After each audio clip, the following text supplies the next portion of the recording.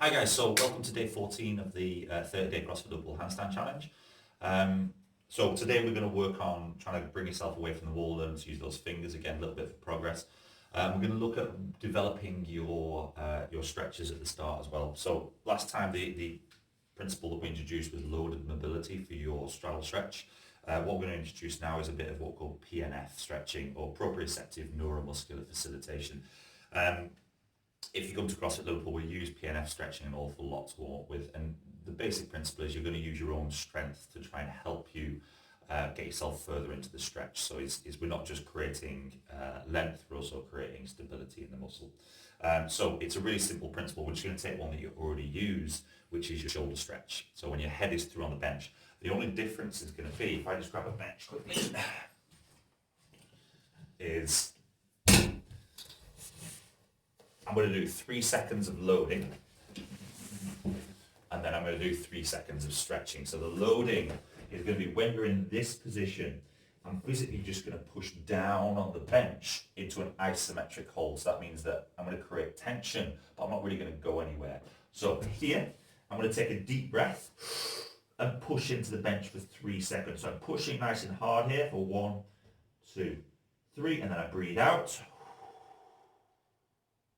Relax a bit further into the stretch.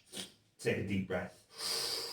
Push for 1, 2, 3, and relax. Further into the stretch.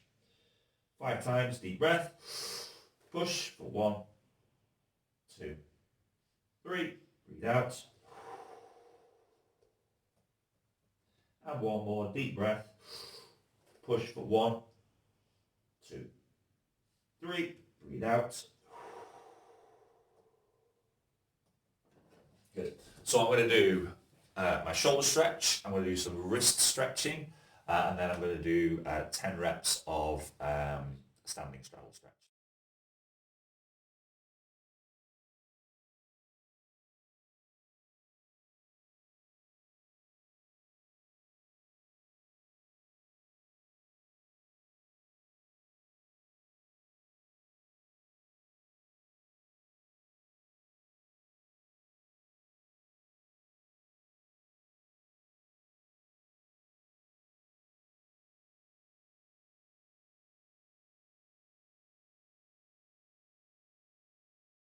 Your buy-in today, we're going to visit 2 movements that we've done before, which is going to be your alligator rolls. Remember your alligator rolls, we're going to go from a hollow to a arch position.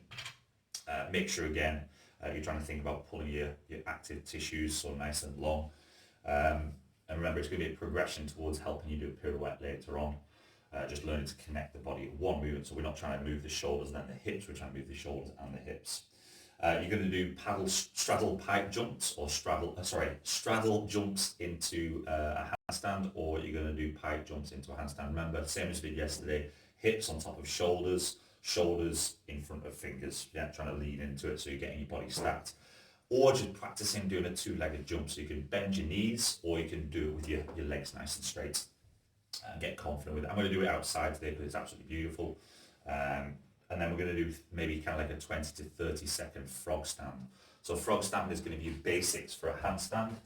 Apologies, should have moved this out of the way first. But for that,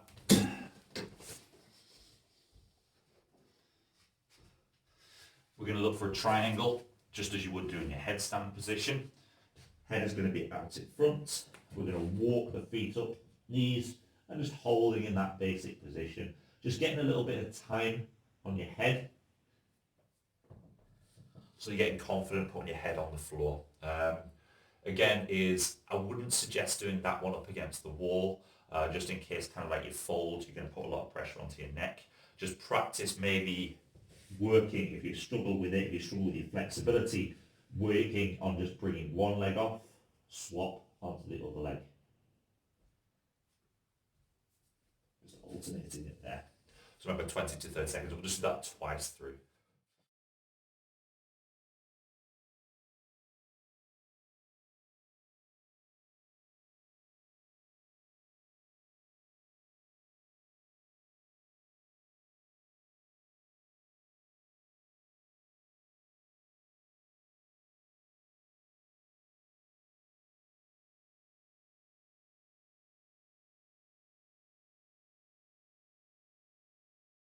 For your skill, we're going to do the same as we did a few days ago with your wall lift-offs. So you're going to kick up against the wall, try and get your body nice and active, push into your fingers, heels together, squeeze your bum. Think about nice long active tissues all the way through.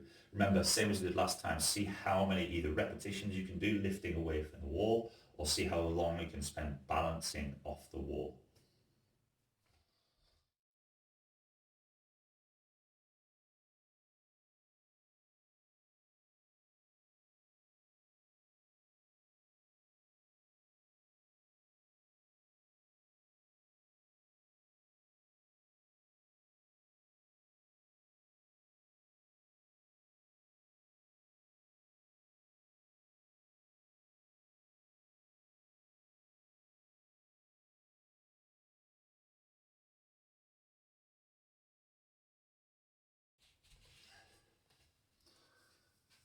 So for your workout component, we're going to do two exercises. We're going to do wall walks. So you go for your wall walks, try and walk up the wall, keeping your arms straight. What we tend to see is people bending their elbows. You want to try and make sure that your arms are nice and straight, your ribs are down towards your hip, you're not dropping your back to try and get up. And what we tend to say is try and touch your nose to the wall, but nothing else. Yeah, so you're walking all the way up. On the way back down, if you're using an inside wall, try and keep your legs nice and straight with your toes pointed. If, like me, you're using brick, you're going to tend to find that you're going to have to walk with your toes to get down, just to connect, because otherwise it'll be a little bit too much friction. We're then going to do 10 straddle lifts, okay? So this is the same as we did last time. We had some very innovative ways of doing this, where you were going over one, and then over the other side, and then back. If you found that quite simple, progression is going to be both legs together and then back. And that's one. So you're going to do between 1 to 3 wall walks, and then you're going to do 10 either single leg or double leg. Again, they're quite high. If you wanted to progress that, maybe start a little bit lower with your double leg and then build it back up again.